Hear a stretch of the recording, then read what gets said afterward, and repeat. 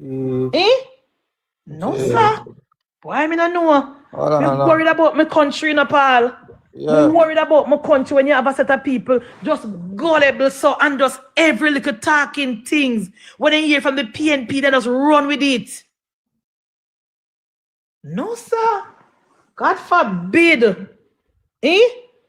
The ECJ, they said the ECJ Victoria is in the Prime Minister office. And that then just tell me you never hear. I'm want to know how that work.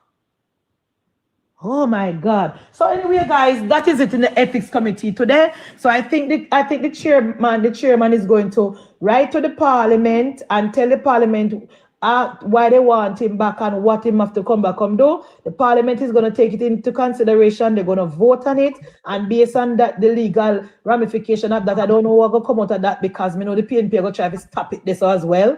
They're going to debate on it and everything, and it will come back to the committee, and then the committee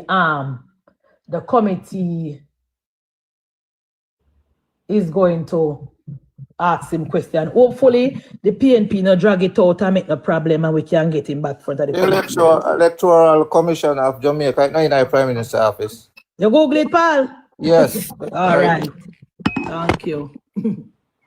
Director of election manager, COJ and blah blah. Thank you, Paul. Tell the comrade them. Tell the comrade them, Paul, because maybe because me loud and noisy, they not hear from me. So take time, tell them carefully and make them hear. Tell them carefully. Everyone want to appoint the ECJ commission. Yes. Tell them, rich, because me can't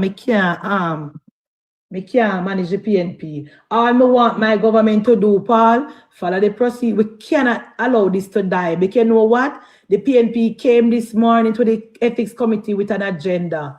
And the agenda is to kill the request to call back Mr. Mann before the committee. Because if you don't hear the one Natalie Nita Garvino, Chairman, the committee already made a decision to refer to made a decision and the recommendation to the parliament voted on it, and it already passed and everything. So for us to go back over now and ask parliament to send him back, then we have to have a new election. So we have to start all over again. So what, Paul? So what if we start over again? And a rocket science is okay. You have to come back again, and like she said, the procedure have to start all over again if parliament is to send him back. Nothing is wrong with that. Nothing is wrong with that. Eh?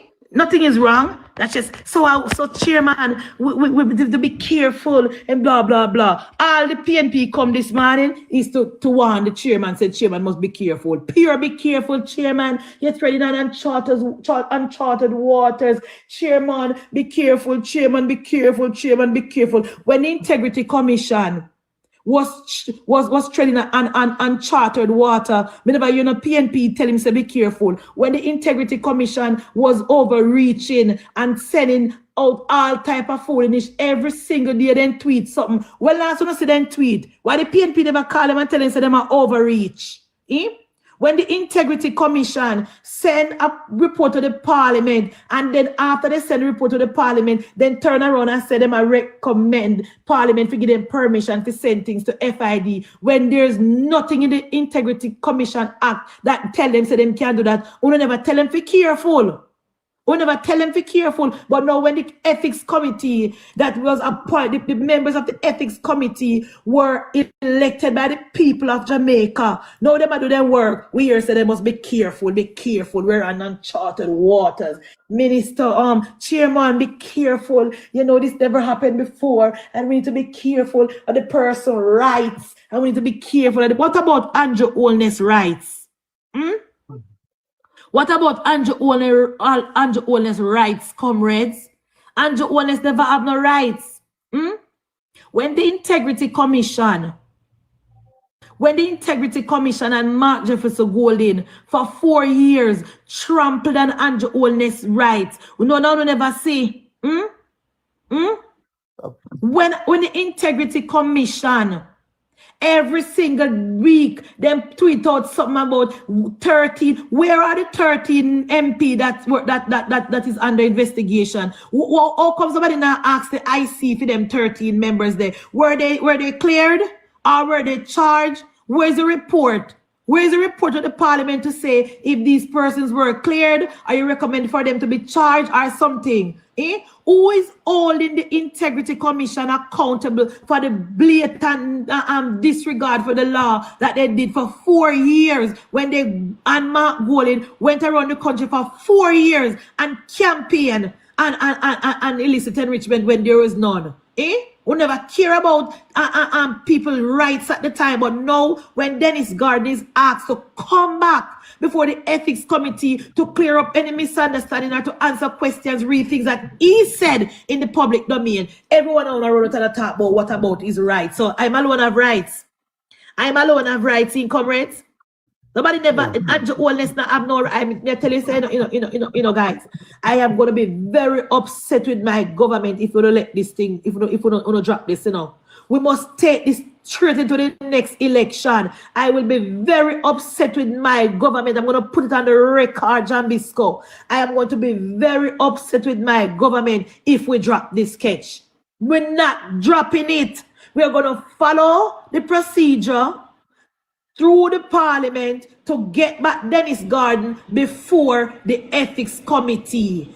Dennis Garden must come back and answer questions. Following his questions, we will take it from there. We don't want to come and run out and talk about, chairman, you know, we can't make it seem like we're being unfair or we're targeting anyone. And remember, people want people's rights. What about Andrew Wellness rights? What about Andrew Wellness rights?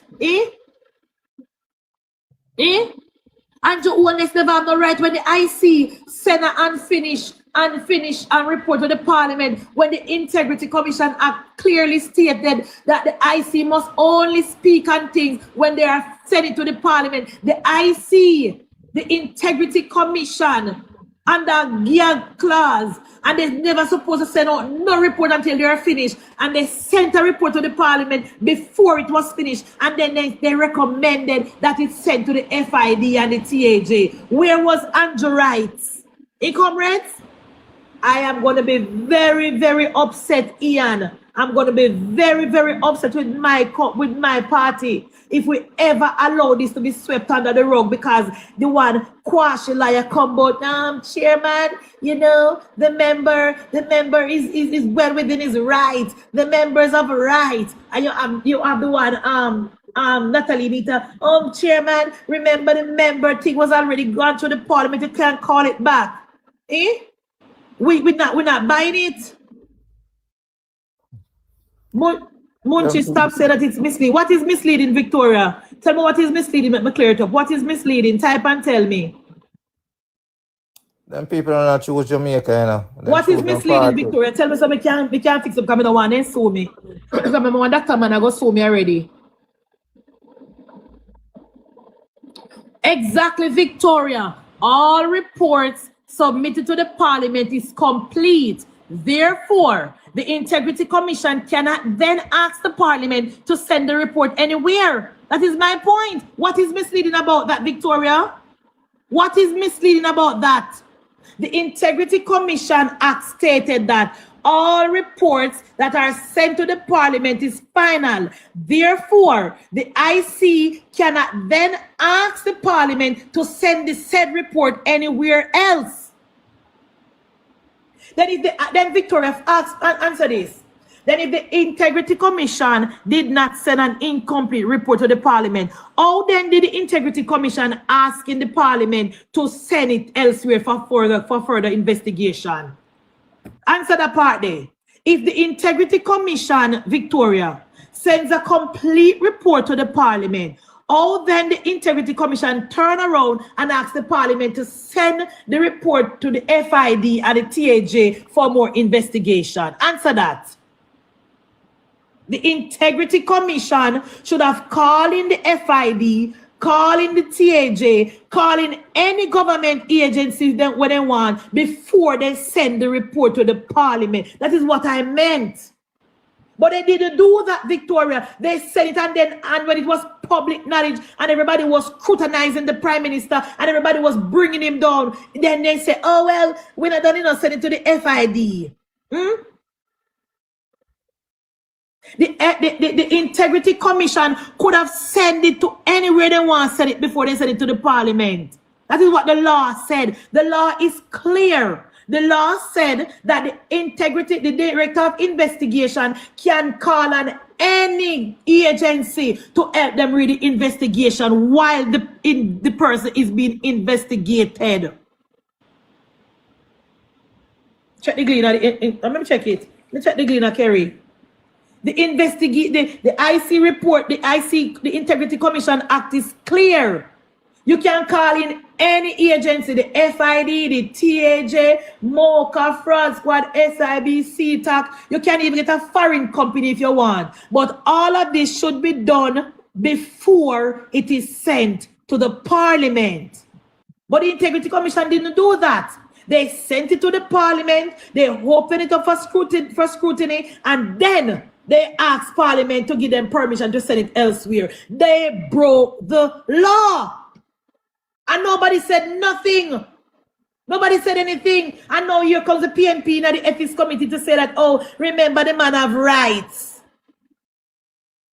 Remember the man have rights. And chairman carefully trample upon the man rights. And chairman this and chairman that. But if somebody that got jail, it will not go so.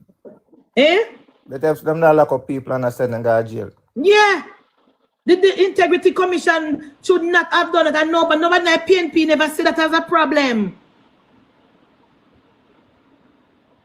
And then you turn around, no one talk about, oh, Dennis Gardner have rights. So Andrew never have no rights. Andrew Owens don't have any rights, comrades. What about Andrew Owens' rights? When you comrades said that Andrew Owens is carrying the IC to Parliament to struck out illicit enrichment when nothing no go so. And said, see, Funo man, you know, don't want to come before the committee to answer questions. You know, see that? That is why they say, comrades, to the film me and to the tomorrow phone. I will not dig ditch or not dig two. Look on a champion for Andrew Owens, comrades. Look on a campaign for our party leader, comrades. For 4 years, go around the country and campaign for our party leader. All type of lies and misinformation you guys told on our Prime Minister. We never care about his family. We never care about his children. We never care about his mother. But no contact about Mr. Dennis have rights and the chairman must careful of Mr. Dennis' rights. And what about Andrew Owens' right? He went come before the committee. Come hell or high water, he will come before the committee. And what kind of breaking news, Kerry, bring? I can better not breaking. Let me see the breaking. What is the breaking news, Kerry? What is the breaking news? We go over there, go look. But man rights. Eh? The PM never have no right, rich me rich. And he not have no mother, and no father, no sister, no brother. Only Dennis Gardner alone have rights according to the PNP. Only Dennis Gardner alone have rights. Our Prime Minister have no rights at all. Eh? No, he's been asked to come back before the Parliament. I want to talk about say him have to come back because the committee already ruled. No. He must come back and the committee follow the rules and follow the steps and get him back to the committee to answer questions. Get him back before the people of Jamaica is watching. The people of Jamaica is watching.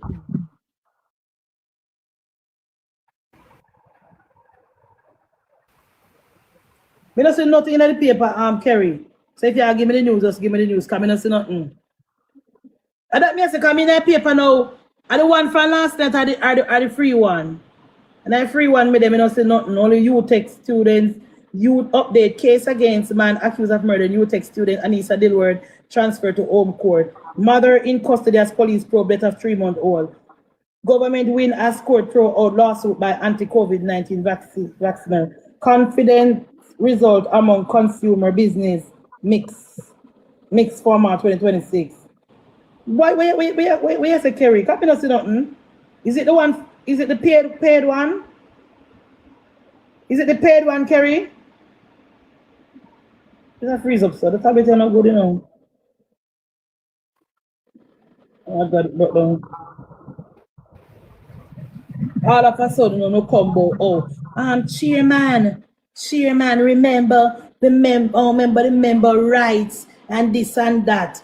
Anytime we don't want to come up for politician and entrepreneurs, we don't talk about rights.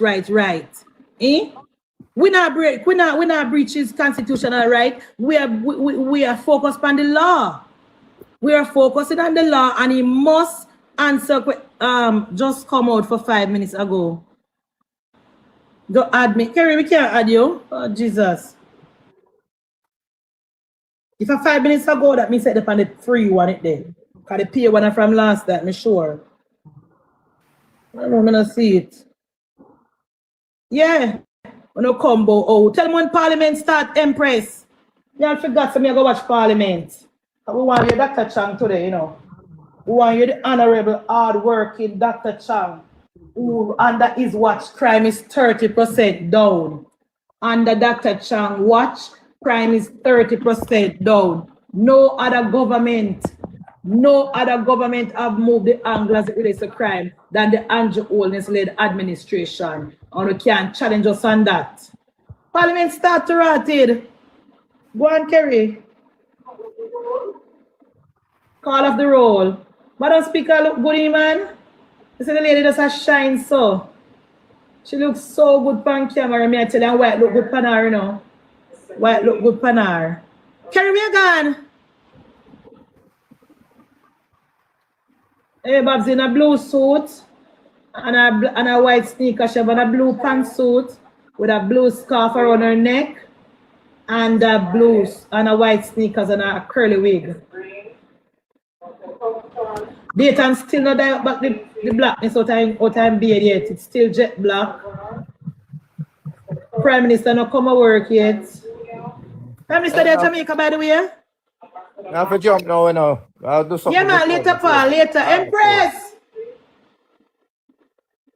Later, Paul. Kerry said, the person who had Kerry add her back, please.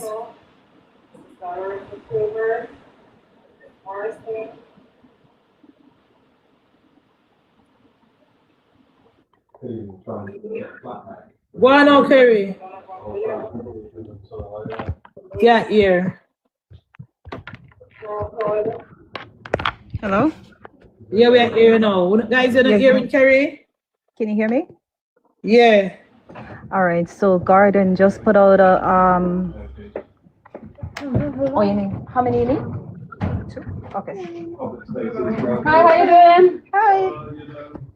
Yeah. Yeah. Yeah. Oh, hi, how you doing? Oh, yeah. Yeah. Please return. Things still coming in late, you know. Yeah. Good. Good. You've been on some of the calls. Yeah. Awful. Every day the PNP then get up, every day the Gleaner get up a write article about Nara. Every single day the Gleaner get somebody to write something about Nara. All because of the enough for them bill. Carry it already. Priority areas. Okay. You know. So we might.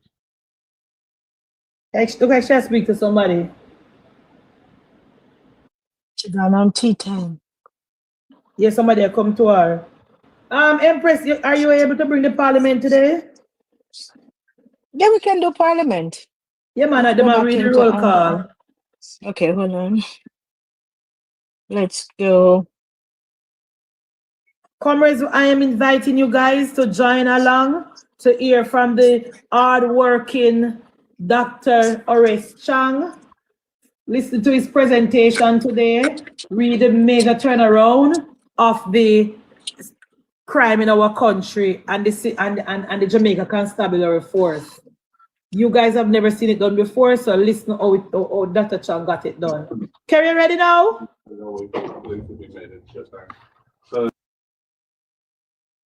No, sir.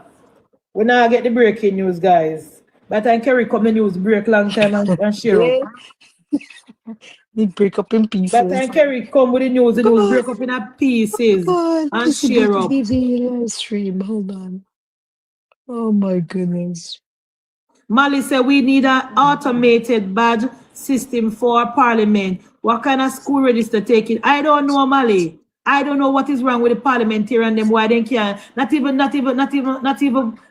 mothers now use them something there again. I don't the fast food place. I use clocking system where you come and you put in a fingerprint, you put in your number and press your finger down and you get your fingerprint done. And Parliament I use register. I don't know Jamaica Parliament is just sometimes it just never want to.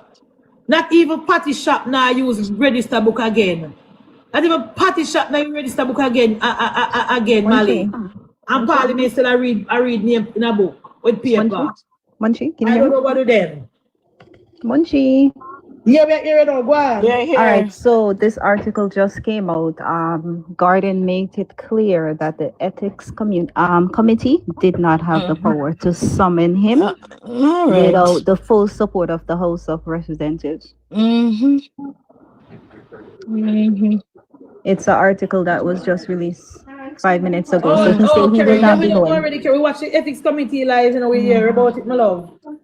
Oh, okay. The ethics committee live and we hear same say them they do have the jurisdiction for some money and turnout is right. So you know the not wrong. Okay. Turnout was correct according to the legal aspect of the parliament. So we have to do the right thing and get him there the right way. Jamaica Labour Party knows so we can't play around. Okay, so I actually missed the meeting. What time it finish? Oh shit. Bertie said the new parliament will have that Munchie. Bertie, the new parliament building now building because Hurricane Melissa come and no government now building a building without building back house and put up for people. The PNP would have campaign for it and say, oh, Andrew Holness a build parliament building and people now no house. You don't know that? We can't touch it. Be resolved that DP said the roll call is in law. They have to do it. Yes, DP. Them can change that standing order where they have it in now. They can change that in their constitution and then put it in place. They can amend it and say that starting from this and that, the roll call is going to move to fingerprint. They can do that if they want to, DP. I beg to give notice that And a rocket science. I will move on behalf of the Deputy Prime Minister and the Minister of National Back to the nation, what one, my friend? What a one? Approve the plans and programs being pursued by the government in respect of ministries which were not included in the debate on the appropriation bill, and further approve the policy projections as announced for the financial year 2026-2027. Madam Speaker, I further beg to give notice that at a later stage today, I will move for the suspension of the standing orders to enable me to take. All right, let me look over the JLP bench them. 1, Questions and 2, answers to questions. 3, 4, 5, 6, 7, 8, 9. Of public business requiring notice. Motions relating to the sitting of the House. Motion for leave to introduce bills. Presentation of bills The without speaker start. of the House. Judge Nails now. Public business, House leader. Oh my gosh, don't hot girl. Yeah, look on her nails them. For the suspension of standing orders to enable me to take the motion, notice of which I gave earlier today, and this is in relation to referring the matter to the Ethics Committee of the House of Representatives. Question is that the standing orders be suspended to enable the minister to take the motion, notice of which he gave earlier. Those in favor? Aye. Against, the ayes have it. Madam Speaker, I now move that the motion, notice of which I gave earlier today, be approved. Members, those in favor? Aye. Those against? The ayes have it. Madam Speaker, I now move for the suspension of the standing orders to enable me to take the motion, notice of which I gave earlier today in relation to our debates regarding the appropriation bill in respect of ministries not included in the debate prior to that motion. The standing orders be suspended to enable me to take that motion. Members, the question is that we suspend the standing orders to enable the minister to take the motion, notice of which he gave earlier in respect of the sectoral debate. Those in favor? Those against, the ayes have it. Madam Speaker, as we have indicated today, we will commence our sectoral debate. And I want to join with you to welcome representatives from the Diplomatic Corps and also representatives from the National Security Ministry, National Security and Peace. We will have our Deputy Prime Minister and Minister of National Security, who will be followed by the Member of Parliament for Kingston East and Port Royal. And just to indicate, Madam Speaker, I would have spoken to the Leader of Opposition Business, and I would have spoken to you in relation to the conduct of these debates. And we would have agreed that we are going to adhere to the time that is set for ministers and for opposition spokespersons. Yes.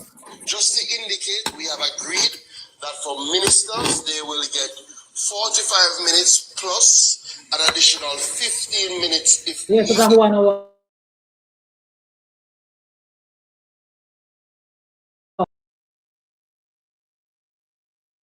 Yes. Opposition spokespersons, they will get 30 minutes and if needed, an additional 5 minutes Yes. to bring their total Yes, I know that's a chunk of talk up in follow the rules. Yes. 35 minutes. Outside of that, to start the debate, Madam Speaker, we will allow the opening presenters. It's just because they frame the context of the sectorial debate. So the 1 opening hour and 10 minutes, that's a chunk. presentation. Outside of that, we ask the members to adhere to the time. So Yes. with that said, Madam Speaker, we are ready, and we ask you to invite the Minister of National Security Yes. and Peace, the MP for St. James Northwestern, to start our sectorial debates.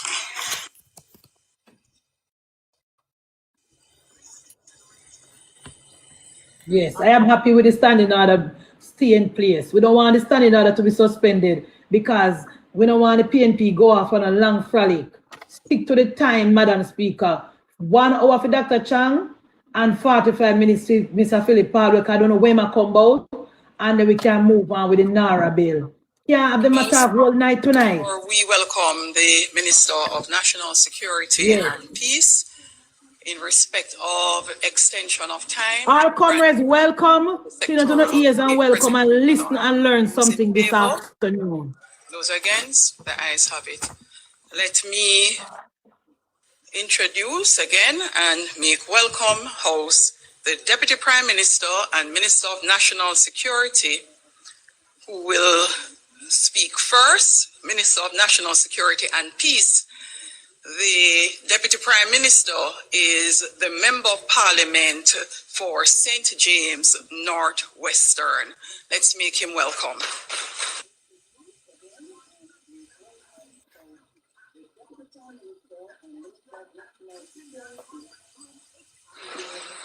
My colleagues, today I rise with gratitude and a deep sense of service for the 9th time in the sectoral debate. I'm speaking on the mission today of the Ministry of National Security. Not only do using natural materials like real cedar have proven health benefits, but they can also create a Criminal violence throughout the country. Each year in this House, I am reminded of the strength of the Jamaican people, even in the face of major challenges. The strength inspired me to give me hope and compelled me to continue to work with purpose and resolve. In the minds of our duty must always be anchored in service to the people, guided not by party colors, but by our shared responsibility to every Jamaican. We bear a solemn charge to act with courage, integrity, and purpose as we shape the future of our nation. The recent passage of Hurricane Melissa infested many of our communities. Homes were damaged, lives were disrupted, but the Jamaican people did not break. A recovery continues. We remain committed to ensuring that no community is left behind.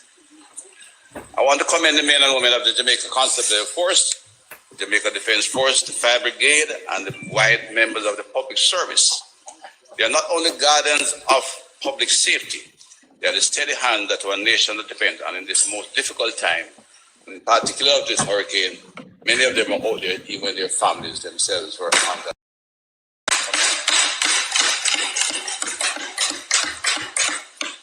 Their sacrifice speaks just not to duty, but to the deep and enduring commitment to the country. I want to acknowledge, of course, Madam Speaker, the leadership of the Most Honorable Andrew Michael Honis, who said the guidance continue to provide direction and confidence during times of great challenge and uncertainty. Madam Speaker, it is a fact that this Prime Minister has faced some of the most challenging times in the history of our country. We have had, we start with the economic issues, which was started in the previous government, but the fiscal challenges were faced, and it's one of the successes of the country at this point in time. COVID-19 pandemic, a 100-year pandemic that hit the world, but hit the country for the first time in 100 years. Well, it's a 100-year pandemic, major challenge to the entire country, damaging the very fabric of the society. Of course, we have had severe weather conditions, very last year, Melissa, and of course, in maintaining our democratic standards, we have had 2 general elections and a parish council election. And of course, we inherited a wave, an chronic epidemic of severe criminal activity, and we have had to deal with all of them. It is only, I have to commend our Prime Minister for his leadership.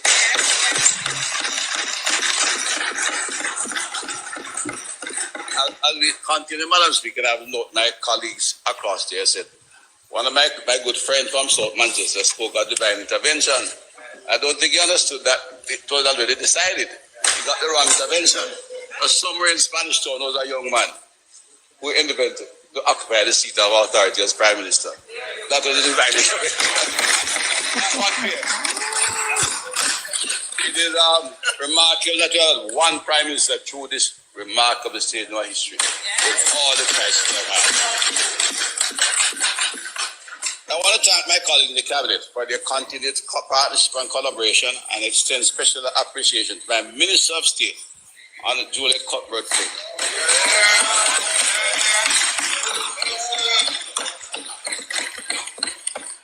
An Olympian who will run the race for the Jamaica on the world stage and continue that journey in service to our country. Thank you. I want to thank her. She brings that spirit of determination to the ministry, carrying out her responsibilities with quiet strength, unwavering commitment, and a deep sense of national duty. I want to recognize a dedicated team within the ministry, led by Permanent Secretary Ambassador Alice Stonewall, including technical administrative staff. They work tirelessly to deliver on our mandate. It is indeed a privilege to work alongside our national security departments and agencies, which include the Jamaica Constable Force already referred to, led by our Commissioner, Dr. Kevin Blake, the Major Organized Crime and Anti-Corruption Agency that has quietly invaded that area and is having some significant success both in the public and private sector dealing with corruption. The Passport Immigration and Citizenship Agency, a quiet agency, tend to be below the radar, but a very important part of our border security and doing an excellent job for the security and allowing our visitor experience to be improved. We are working hard at taking it to another level. The Institute of Forensic Science and Legal Medicine, which will be approved later again, one of the finest in this region. The Firearm Licensing Authority, the Department of Correctional Services, the police, and my minister has particular responsibility for it. I'll go see the lady. The Police Civilian Oversight Authority and the Private Security Regulatory Authority. I commend their leadership and staff for their unwavering commitment to building a safer Jamaica. I want to express my deepest gratitude to my court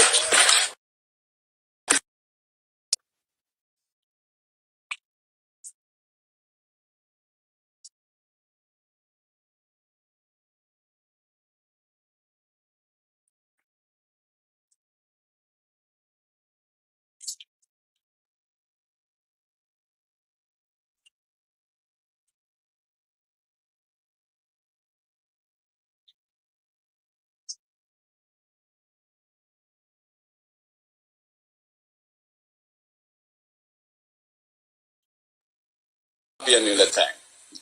I didn't have the opportunity to speak with each of you individually, but your goodwill and your prayers and expression of getting well better was deeply felt and sincerely appreciated on both sides of the house. I thank you both. I want to thank the people of my constituency for their trust and confidence. Your support continue to guide my service.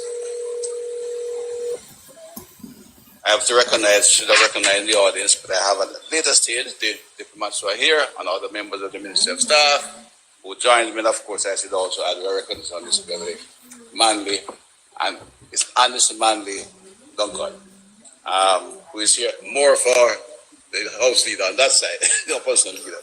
But we recognize her as one of our outstanding public servants of our time. Could not have her here and don't recognize you, Bev. Madam Speaker, the Prime Minister has outlined a clear vision for Jamaica's future, grounded in resilience through unity and progress. That's what I have to do one time. Today I rise to build on that vision. I will outline how we are strengthening peace, enhancing safety, and driving transformation across our communities. Prior to the year Andrew Onis-led administration took office in 2016, Jamaica was on an upward trajectory of escalating gang activity and violent crime. These trends continued into 2017, when the country recorded one of the highest homicide rates, 60 per 100,000, with 1,647 murders. This level of violence far exceeded the capacity of the normal policing activity in the country. And in public trust in the police and the government was low. And the simple dream of citizens sleeping with their doors open at night was a far from reach and an admirable aspiration only. When we came into office, many communities were under the grip of gangs defined by violence, intimidation, and gunmanship. But then, under the leadership of Dr. Andrew Onis, we made a decision. We made a sober decision. We decided that Jamaica would not surrender to criminality. We made it clear that gangs would not operate freely or comfortable in this country, and that crime would carry consequences, swift and certain consequences.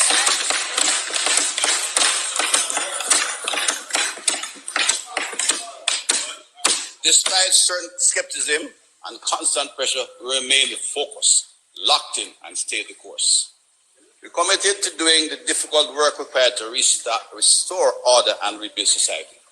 This is the foundation of our legacy, Madam Speaker, and today we are building on that foundation. Madam Speaker, since 2016, we have made sustained and unprecedented investment in national security. On the average, we have committed approximately 10 billion annually in capital expenditure into capital. Despite the various economic shocks that we have had to confront over the period, we have remained disciplined and unwavering in that positive direction. This level of investment is far greater than any previous period in our history and reflects a deliberate strategy to build a modern, capable, and responsive security architecture. The security capital expenditure can be seen on display, and it is obvious what happened after 2016 and the remarkable investment to make Jamaica safe and to protect and serve. We'll comment on some of the major economic implications for that at a later stage. In fact, my colleague to my right and my friend in St. James will in fact make him a stronger comment, as it has aided his own progress, who has worked hard to bring the resident industry up to a certain level. I want to commend the administrative leadership of the Central Ministry. We refer to the Permanent Secretary team, led by the Permanent Secretary and the Chief Directors, for the work behind the scenes to help facilitate this level of capital expenditure. Madam Speaker, when an institution moves on average expenditure under $3 billion per year to rate now spends up to $20 billion in 1 year, it reflects a dramatic movement. The ministry is able to spend that quantum of funds over the year with a high degree of integrity and efficiency. Projects not being Projects are not stalled in procurement process.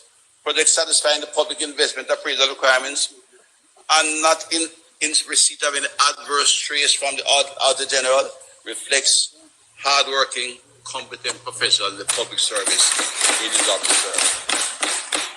In fact, Madam Speaker, I said to them recently, that's like moving a staff from a sidewalk shop into a Wanna hear that? market. And they're able to Wanna hear that?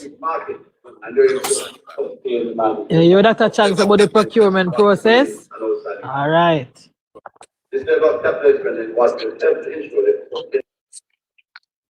of the staff, the central staff, the corporate services to continue working effectively within the legal framework we operate. We have significant strength, Dora, the capacity of the Jamaica Constable Force in particular. We strengthen capacity, presence, and leadership. Since 2018, and this is critical because the police force is the front line of law enforcement. They are the primary law enforcement agency.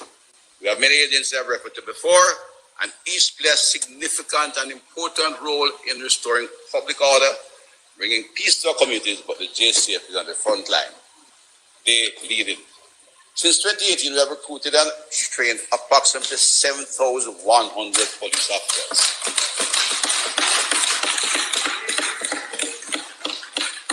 There was many talk of all kind of policing deployment, proximity policing, more police here, more there, but there was no attempt to expand the force to a level where they could manage the tasks they were given.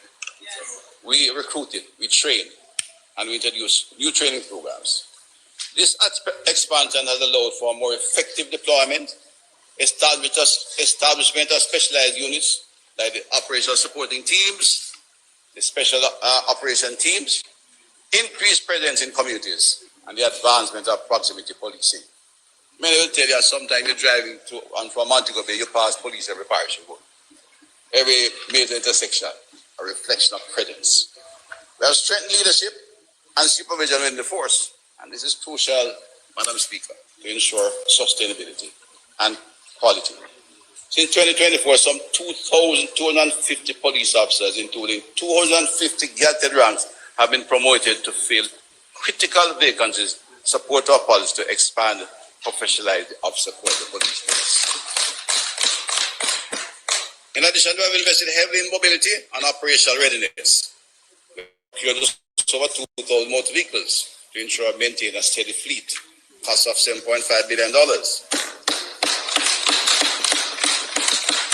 This increased capacity, Madam Speaker, has enabled the JCF to significantly strengthen its various policing activities, but in particular, the use of what they call national coordinating roadblocks.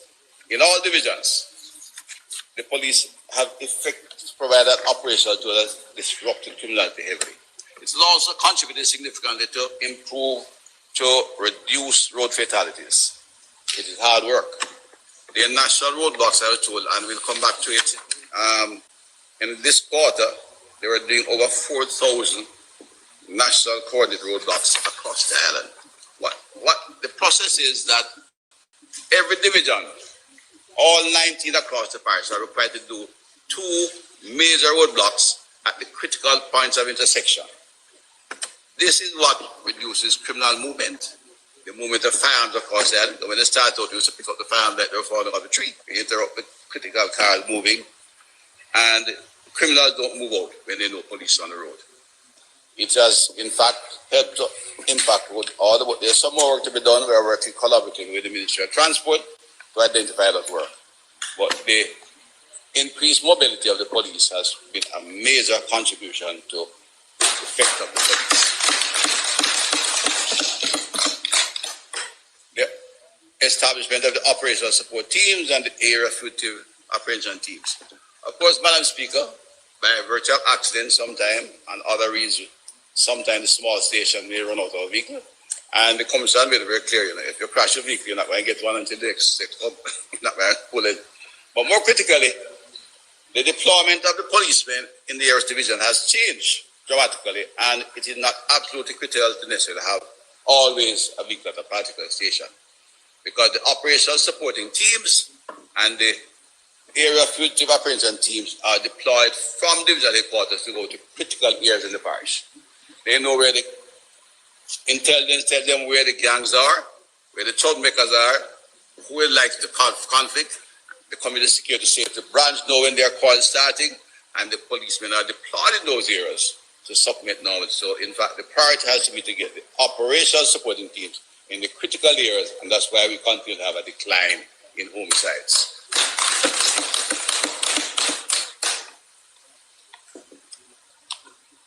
But yes, we are seeking to maintain our fleet level where all the states will have at least one vehicle, but we have to ensure those special teams are operational. What we call the kinetic teams. They must be in the critical areas. So when problems start in land settlement, MP from Manchester, we put people there, and we're going to cut the rate of homicide. Madam Speaker, we are making targeted strategic investment to build a modern police force driven by technology, powered by data, and anchored in accountability. Among all agencies of government, the JSF has demonstrated some of the most significant progress in modernizing its processes and operations. We continue to digitize across SFIC. They have a whole team digitizing records from 2013, and by the end of this financial year, all our police stations will have their front desk with computers, and the big books will begin to work.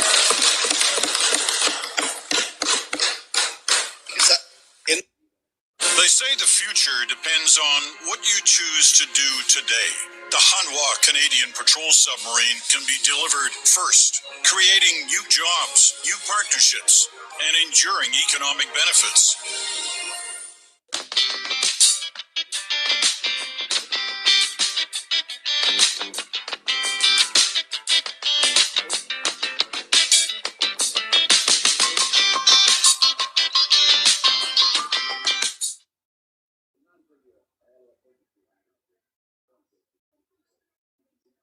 And we are beginning to see the results. We had to, of course, introduce a ticket information management system, because one that was acquired some time ago was not only dated but impossible to use. And in the process, we have contributed significant activity on the road, because the national coordinated roadblocks have seen this quarter one of the lowest in terms of fatal accidents on the road. We are strengthening Jamaica program, National CCTV Surveillance Network. We are expanding the cameras. We are looking at a target of 3,000 cameras over time. But we are not quite there. We will be acquiring additional one this year, and we will complete that process by the 28th budget year. We have acquired body worn cameras, and they have been deployed, but deployment is decided by the Commissioner of Police. Body worn cameras are part of modern police equipment, and the only person who have the authority and the professional capacity to instruct where they should go is the Commissioner of Police and his team. No civil society organization can tell us where to put them. That was what was damaging the police for years. Everybody like cowboy policing and Don Mansip, and then tell police how to go police. Cameras are good for transparency and accountability, and we will continue to acquire. We have another 1,000 order, and the police will prepare their equipment.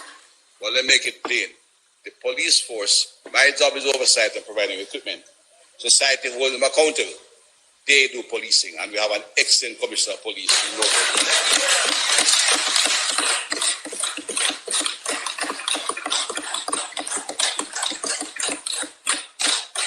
Modern policing, Madam Speaker, is grounded in science. We have made the investment to upgrade and expand our forensic capabilities. It includes the opening of one of the finest forensic pathology autopsy suite down in Kingston, near the KPH. You know what we did it, Madam Speaker? Somebody said it looks so good. They want to go there. So I remind them, you go there with the dead. He said his friend tell him, say, well, go to KPH and we'll send you over there fast. But he was concerned. That forensic pathology autopsy suite is excellent. We expect our first corpse in June, and from then on we expect to reduce the weeks and months, wait for autopsy to more than like 10 days. We have also, and Speaker, the modern police must also be supported by modern infrastructure. The ministry has spearheaded the project Rebuild, Overhaul and Construct initiative, systematically upgrading and moving all renovating all police facilities nationwide following rigorous engineering aftermath. But not quite complete, and of course, Melissa hit a few, which we are working on now. Notwithstanding the impact of Hurricane Melissa, which hit the economy very hard, there is now about $30 billion worth of investment on the ground. Not pipe dream, not promises, on the ground we can talk about. These include the Westmoreland Police Division, and I didn't invite them to give you any problem, Mr. President. I'm sorry to that. Got your there and there, some heat there. I don't know if your colleague in East as well can remind you that he will need some attention. You know. The St. Catherine North Division, both models of what should be divisional headquarters, and of course replacement in Bull Bay, Cave Valley, Muckle, Granville, and Amity Hall in St. James are already in the pre-construction phase, and we are working on that. Investment in security for the safety of public Jamaicans. And we'll come to more. There's a major special operation unit to be built in Montego Bay.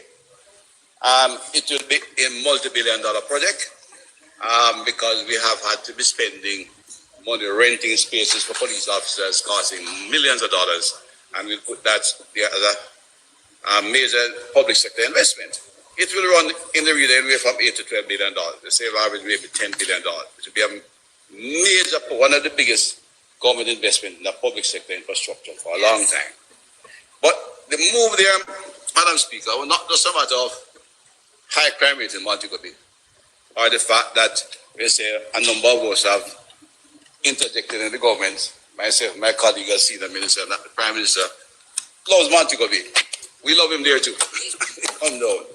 But the economic reality is that a lot of activities have shifted west. In fact, we're discussing the expansion of the UWI campus. It's pointed out that the population from St. Anne to St. Elizabeth exceeds the same campus, the population of that serves the new campus in the Eastern Caribbean. In addition to that, we have seen major investment moving out. In fact, while we have had disinvestment in the Southeast region, a fact we also seek to reverse, but a fact of the economy, Twickenham Park, Bell Road, etc., where a lot of industry went, and government is the driving force. We're now doing the development of the port facilities that will replace that. But in the West, the airport alone has seen investment of nearly $400 million US. The perimeter road is there, the hotel rooms, the outsourcing activities. I would all see economic activity moving to the northwest and the population increasing accordingly. Niggville now is a major township. Montego Bay is a hub. So that multi-port, which is the Montego Bay port facility, have expanded and improved. And we go all the way to Ultras that the highway system has improved. And it's now maybe one of Jamaica's most creative and active economic zone. It therefore required expanded public services. Many of the entrepreneurial spirit of Jamaica I've seen been coming out of the Freeport. They sometimes are criticized for the style, but it's like CPZ has become a large conglomerate and other activities out there. So it's necessary that we put investment in public service. So the police station expanded to ensure not only to stop the crime rate rise, but to provide the service required, transportation, our hospital, and the minister have taken some bit of time, but we need all the expanded services in that area, and that's what the investment is about. The police stations have been referred to before, new ones in Mount Salem, Montego Hills, coming Bluefield, Silo, and Newmarket, and Betheltown. We have also ensured, Madam Speaker, that we have strengthened the legislative framework, which is critical to ensure professionalism and sustainability of our successes. The Firearms Prohibition, Restriction, and Regulation Act 2022 was a decisive shift in our response to illegal firearms. This legislation was carefully examined and advanced through the Joint Select Committee, and I commend my colleagues on the other side who were involved in this. And this act was a national policy. I see my friend from Southeast Ireland nodding. He played an active role in the committee. Southwest. You're coming here to the west.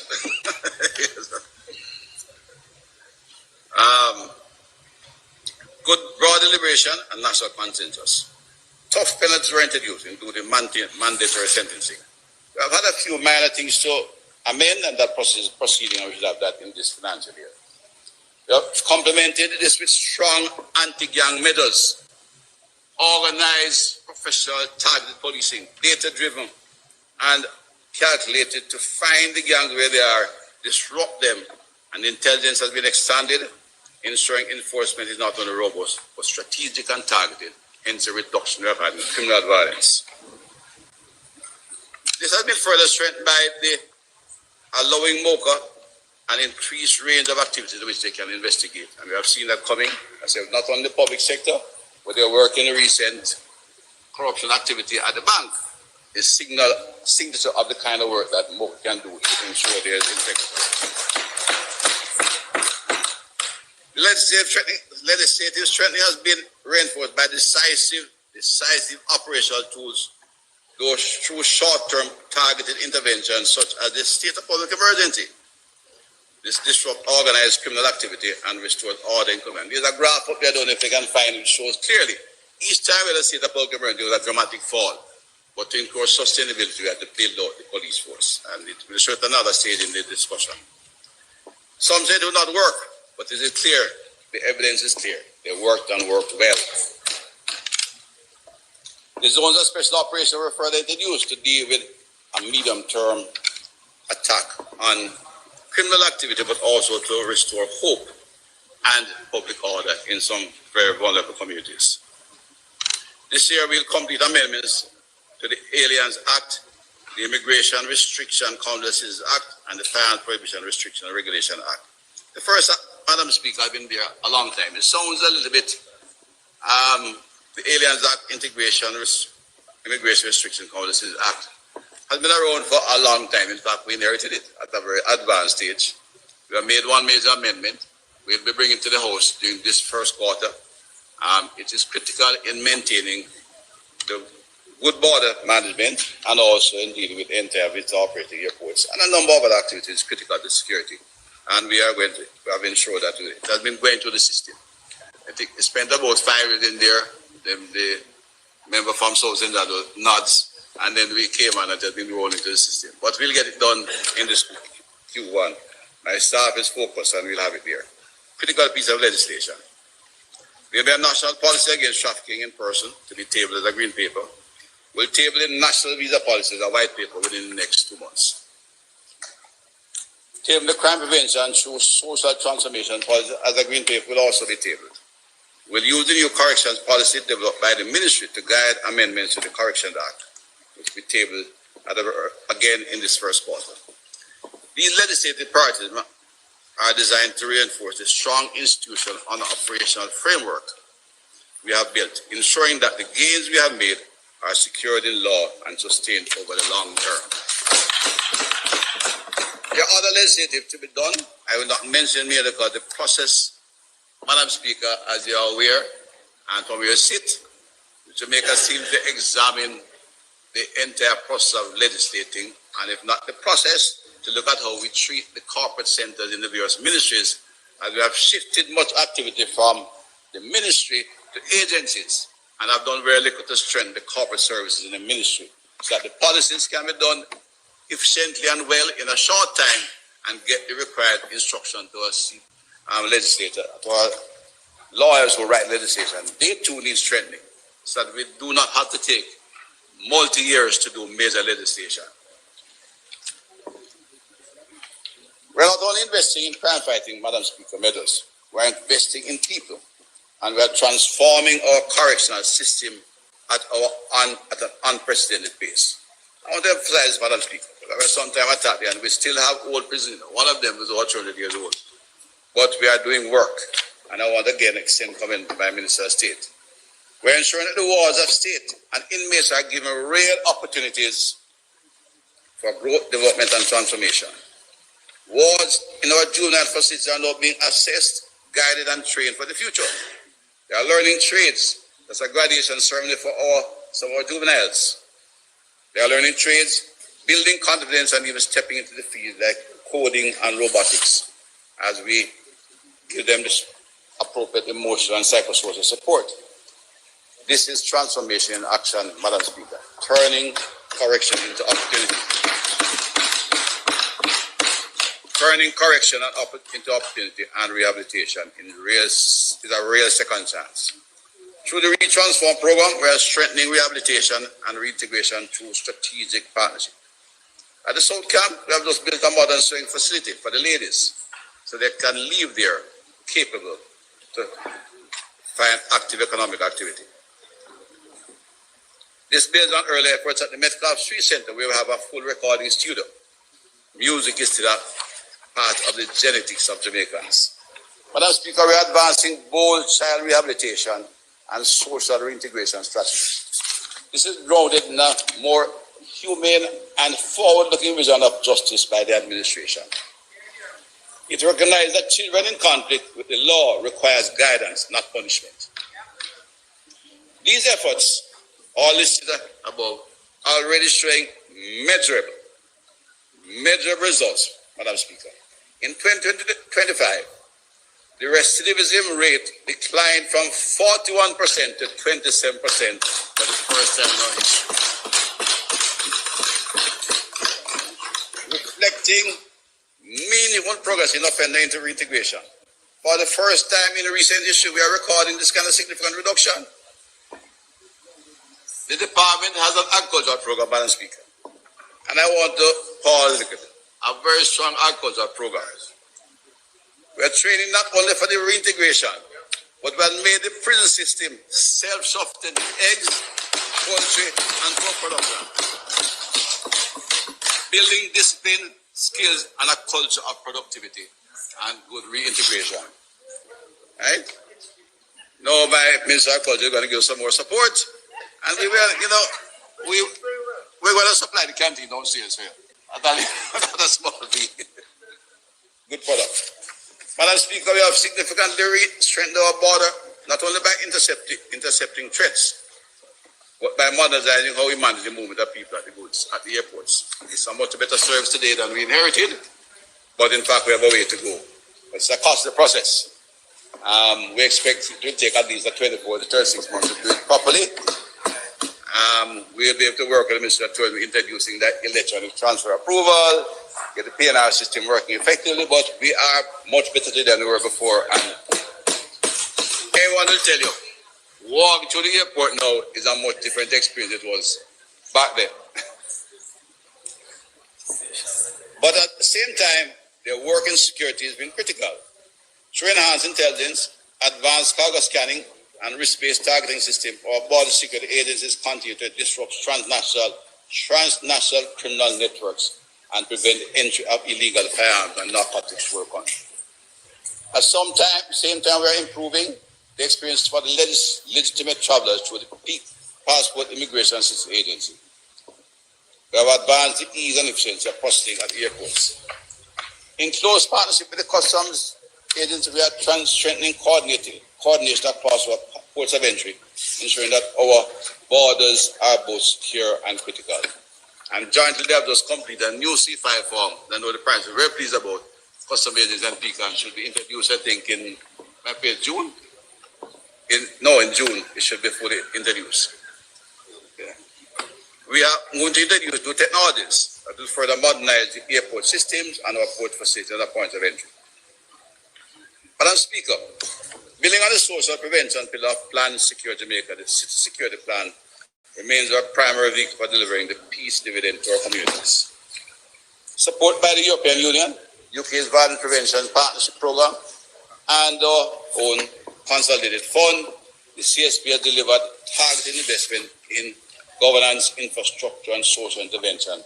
And Madam Speaker, I just pause again to recognize the several members of the diplomatic corps present in the audience from our partners who have been supportive in our efforts throughout, and we welcome them to this event and we look forward to coming work with them. We have strengthened oversight through the City Security Business Group, initiative by the Prime Minister. The establishment of safe space in vulnerable communities, continually upgrading our police stations, skills training and certification by at-risk youth like heavy vehicle driving.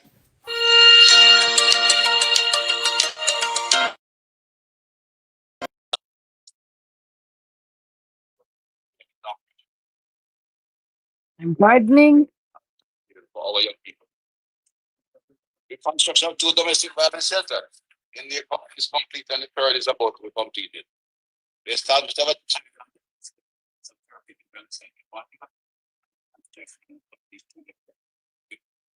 a role of the intermediate school support strategy.